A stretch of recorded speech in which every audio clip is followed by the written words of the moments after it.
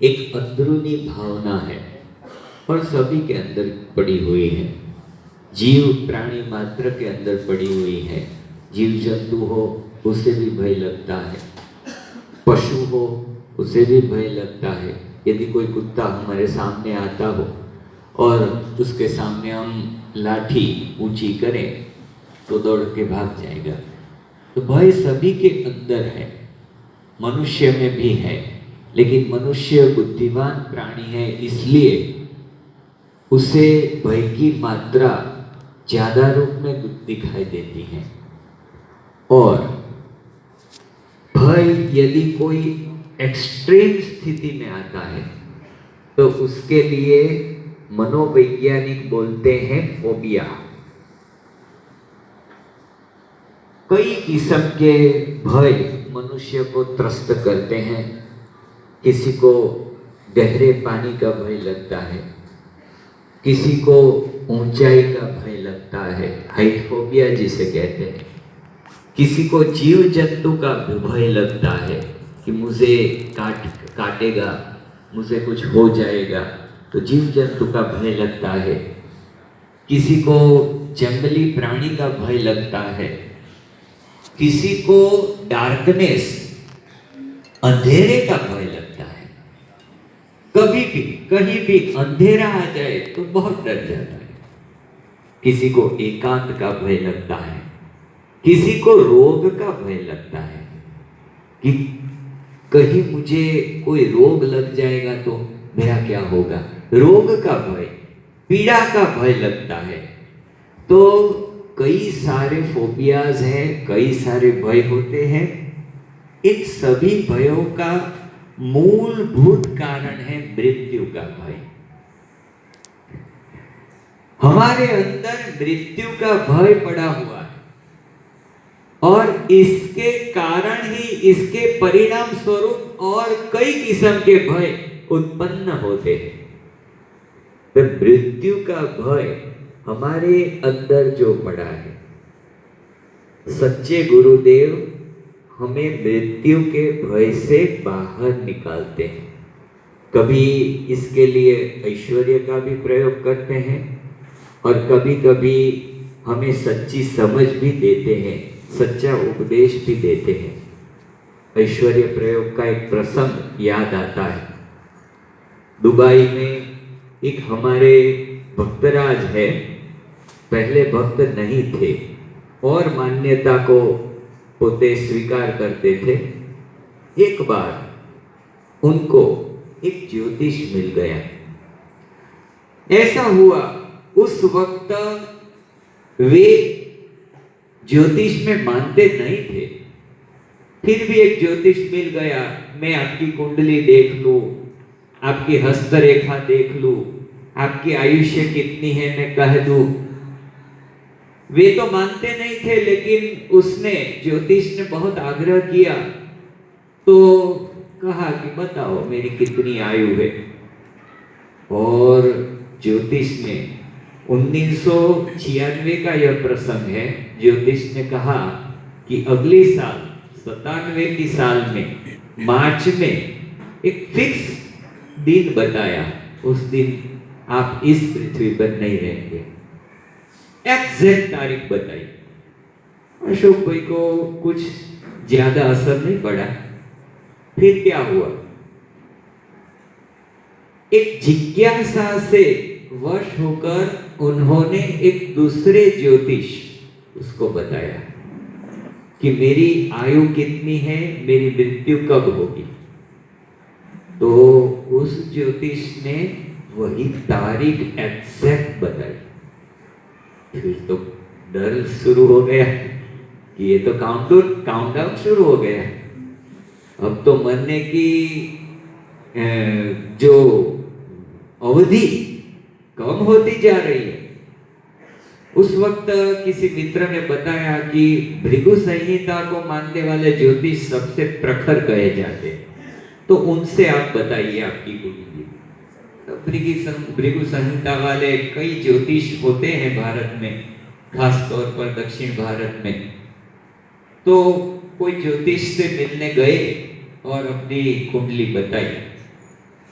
तो उस ज्योतिष ने कहा तारीख भी ठीक अगले 2 ज्योतिष ने जो तारीख बताई थी वही तारीख। अब तो पसीना निकलने लगा, गात्र शिथिल होने लगे, बहुत डर जिसे फोबिया कहते हैं ऐसा ही हो गया।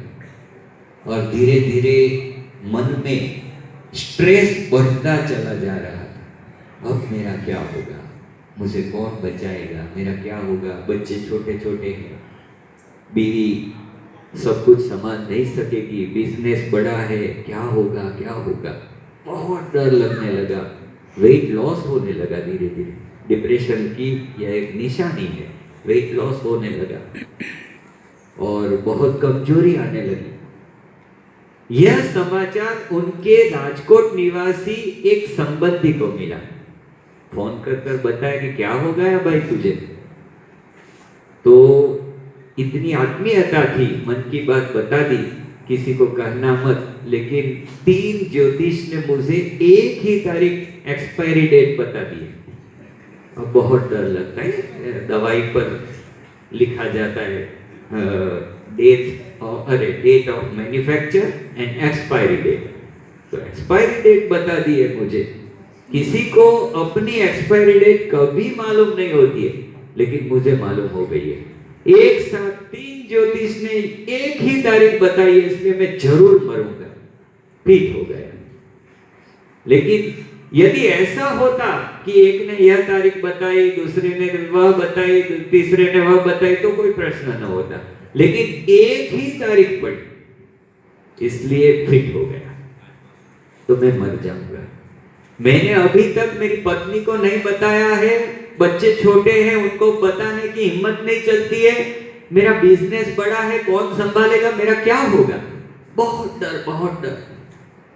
उस वक्त वे जो भाई थे राजकोट वाले, उनके संबंधी, वे हमारे सत्संगी थे BAPS के। उन्होंने बताया कि चिंता मत कर, हम प्रमुख स्वामी जी से मिलेंगे और आशीर्वाद तेरे लिए लेंगे, आ जा भारत में। भारत गए। गुजराती में एक कहावत है, डूबतो मानस तरनु शोधे। तो इसी न्याय से उसे लगा कि मैं अब डूब रहा हूं, तो एक तिनका भी यदि मुझे बचा ले तो इसमें क्या बुरा है।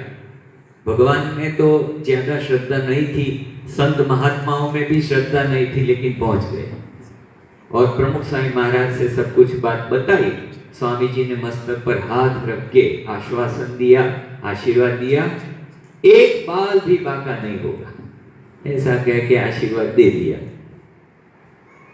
फिर वे अपने काम में जुड़ने के लिए वहां फिर दुबई पहुंच गए, लेकिन भय पीछा नहीं छोड़ता था। 3 ज्योतिष ने कहा ये महात्मा क्या समझेंगे, तो डर तो कम नहीं हुआ, बहुत डर। अब तो अकेले रोने लगे, क्या होगा। दुबई रहने वाले अपने अंगद मित्र को मिलने के लिए गए, सभी बात दिल खोलकर बताई और कहा कि मैं अभी मरने वाला हूँ, मार्च में मैं मरने वाला हूँ और जनवरी तो हो गया, अब 2 महीना है मेरे पास। मित्र ने कहा ऐसा नहीं होता है, ये तो गप बोलते हैं, ऐसा है तैसा है। नहीं, 3 ज्योतिष ने कहा है मैं जरूर मरूंगा, बहुत डर लगता है, बहुत डर। ऐसा कर, मैं तो मर ही जाऊंगा, तो मेरी बीवी का ख्याल रखना, मेरे बच्चों का ख्याल रखना, मेरा ये सब कुछ बिजनेस है उसको संभाल लेना, और सब जो कहते हैं सब बातें बता दी। फिर बहुत त्रस्त थे और अंदर से खाली होते जा रहे थे। उसी वक्त राजकोट निवासी जो संबंधी थे, जो हमारे हरि भक्त थे, उनका यकायक फोन आया कि प्रमुख स्वामी दुबई आ रहे हैं, मार्च में ही आ रहे हैं, तो तू उनके पास पहुंच जाना, उनकी शरण ले लेना और वहां 10-15 दिन रुकने वाले हैं, कुछ सेवा लेके जुड़ जाना, भय सब निकल जाएगा। फिर से डूबतो मानस तरनु शोधे। प्रमुख स्वामी महाराज वहां पहुंचे, एयरपोर्ट पर रिसीव करने के लिए अपनी गाड़ी लेके पहुंच गए। और स्वामी जी के पास पहुंच गए। उस वक्त स्वामी जी की गाड़ी तो तय हो चुकी थी, जितने दिन वहां रुकने वाले थे उतने दिन तक की। तो वे भी रेडी थे, गाड़ी भी रेडी थी, और ये भी रेडी थे अपनी गाड़ी के साथ।